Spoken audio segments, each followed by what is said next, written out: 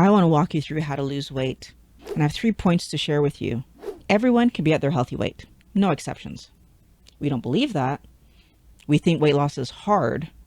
We actually think it's almost impossible to lose weight. And because of that, we set ourselves up to not lose it. For example, we'll say that we're trying to lose 5, 10, maybe 20 pounds, when in fact we have 80, 150 to lose. Living life with weight, extra weight on your body causes disease.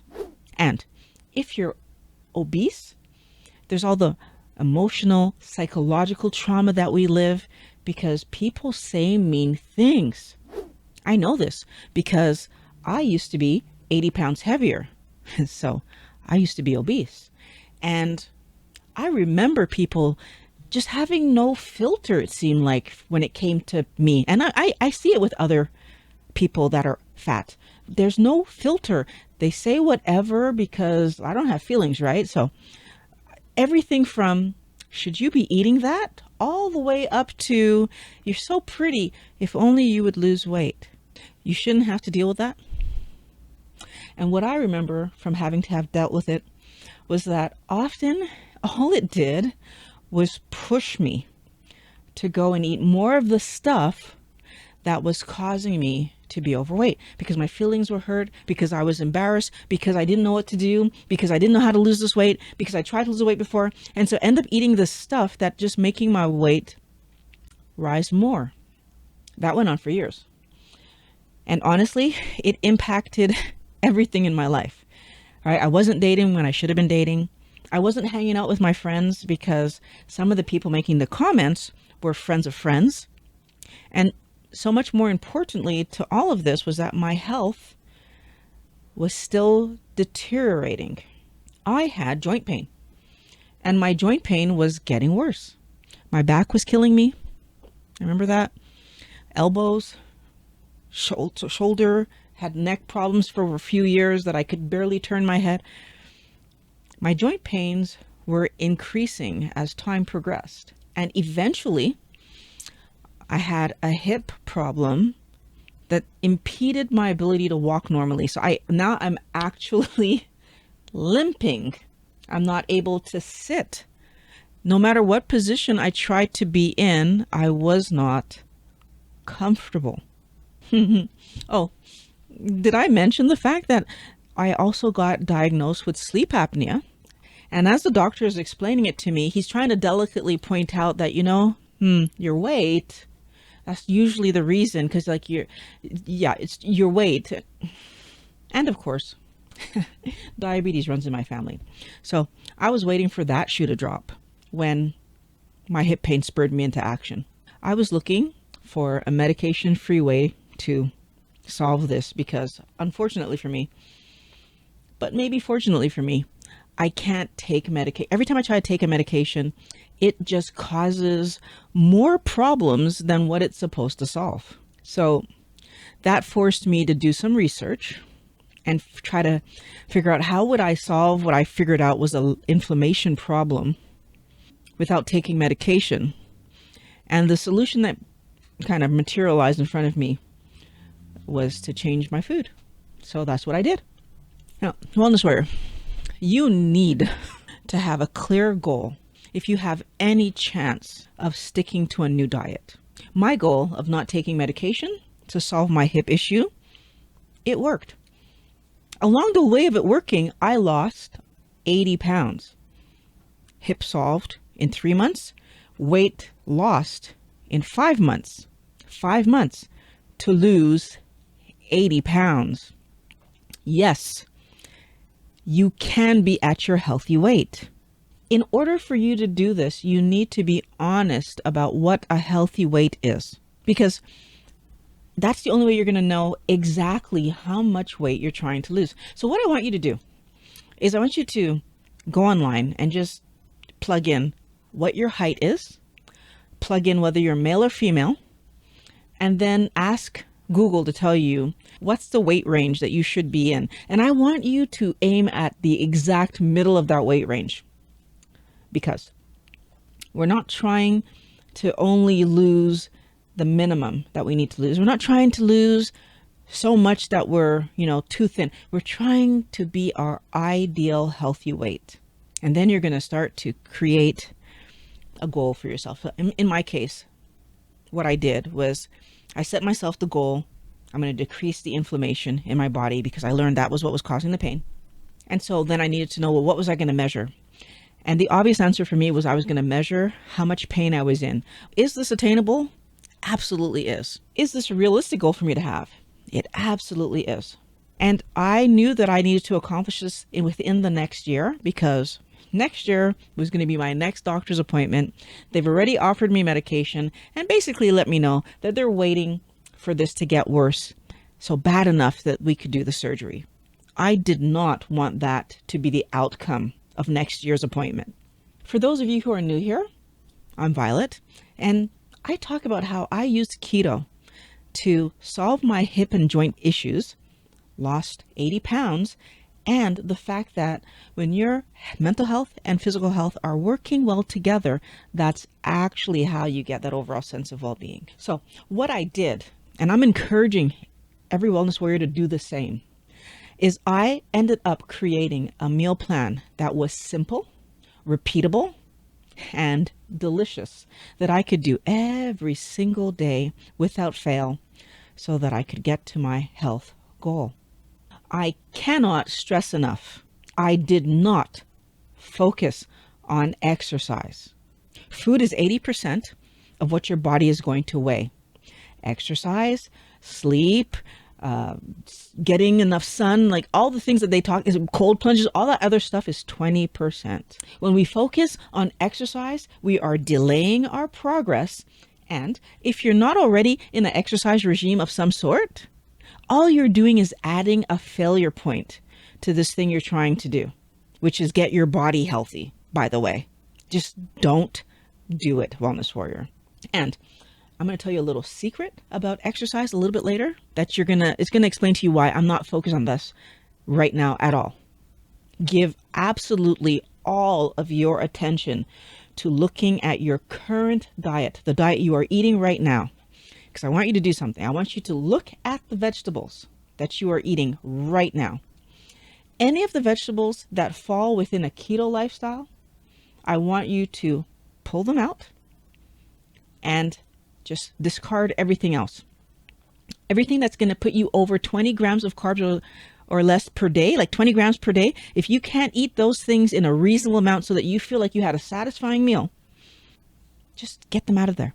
And you're going to replace them. So if you don't have enough veg in your way of eating right now, today, find new vegetables.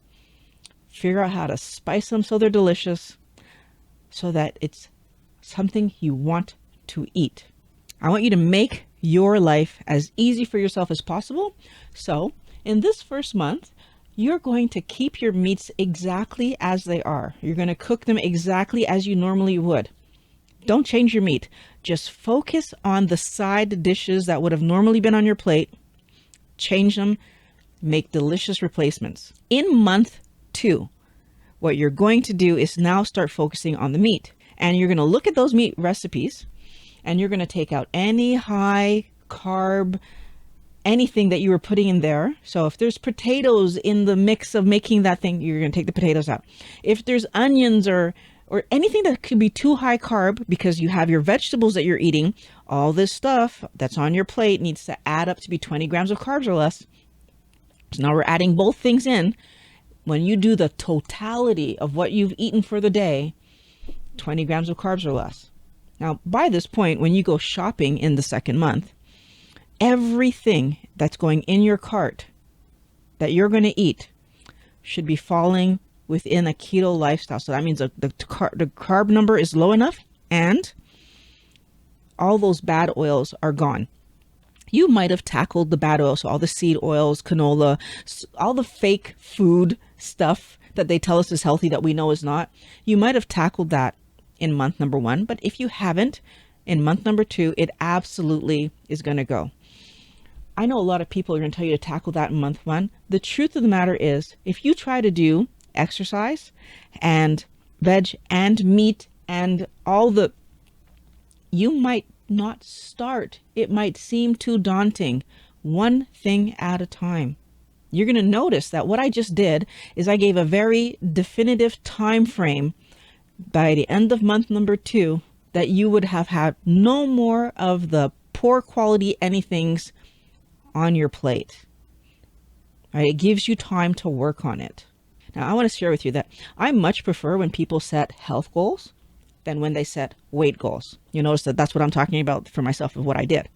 But if you happen to be in that lucky scenario where you actually don't have any medical anythings presenting to you right now, but you'd like to get your weight under control, yes, let's do this. But I still want you to make your goal a health goal. And the measurable part that you're going to write in is you're going to either focus on fat loss or you're going to focus on muscle gain. And the health portion is you want your body to feel good, feel healthy. You want your body to be in the best healthy possible position. And how do we know our body's healthy? We're at our good weight. See, the truth of the matter is, if you have weight to lose, or if you don't have enough weight on your body, either of those two scenarios, it's because your body's not healthy. It's struggling to keep the weight on or to keep the weight off. And a lot of the time it's because of what we're eating. The reason that setting a health goal works better is because whenever we set weight loss goals, with all the women and men that I've worked with and trying to help them to stay the course and eat healthy and keep their body in a good position, every time the goal was weight, as soon as we arrive at that weight, all of a sudden our reason for eating this way is gone. It's no longer a thing. And sometimes, as I mentioned earlier, the reason is gone before we even get to the weight because, oh, I lost 50. Even though I have 80 to lose, I lost 50. That's good enough. I'm happy with that, kicks in, and therefore I stop eating healthy. And a lot of times that's happening because we don't believe in ourselves. We don't really believe we can actually get to that 80. You can. Believe in yourself that you can. If you set a health goal, well, wanting to be healthy, wanting my body to be healthy, understanding that a healthy body will take me further into my future, understanding that a healthy body won't get as sick as often, helps me to keep that goal moving forward, helps me to keep investing in that goal. That's why people who create the good habit of working out and see the benefit to their bodies keep working out. I figured out that it took 46 years for my hip to fail. It took 23 years for me to notice the pain that was happening because I was 23 when I first started feeling my joint pains. But in fact, I was eating the wrong diet, the poor diet, the making me fat diet since I was 6 months old. In reality, the reason that most people regain the weight that they lose during their diet is because they stop doing the diet. So if I allow myself to focus on the weight, if I allow myself to say that I feel better now, and I'm not looking at the fact that, but I want to be healthy moving forward, I'll let myself eat that fun stuff that got me in trouble in the first place. But because I actually want my body to stay healthy, and I knew that going into this, I knew that this pain that I was feeling, I didn't want it. I don't want you to have to live pain to understand that living pain is bad, right? Like, take my word for it. Not being able to walk, bad thing. Being in pain when you sit down, bad thing. Not being able to be comfortable when you're trying to sleep at night, bad thing. All of these are horrible. Take my word for it. You don't need to live that. That's why I want you from the get-go, make delicious meals. That way you can do the diet forever. And the bonus, when your body's healthy, you actually have the desire and the energy to move around, to do fun things, to use your body. So exercise. You aren't forcing yourself to go to the gym. You are happily doing the fun activities that you want to do, playing the games that you want to play. You seek out opportunities to use your body when it feels good.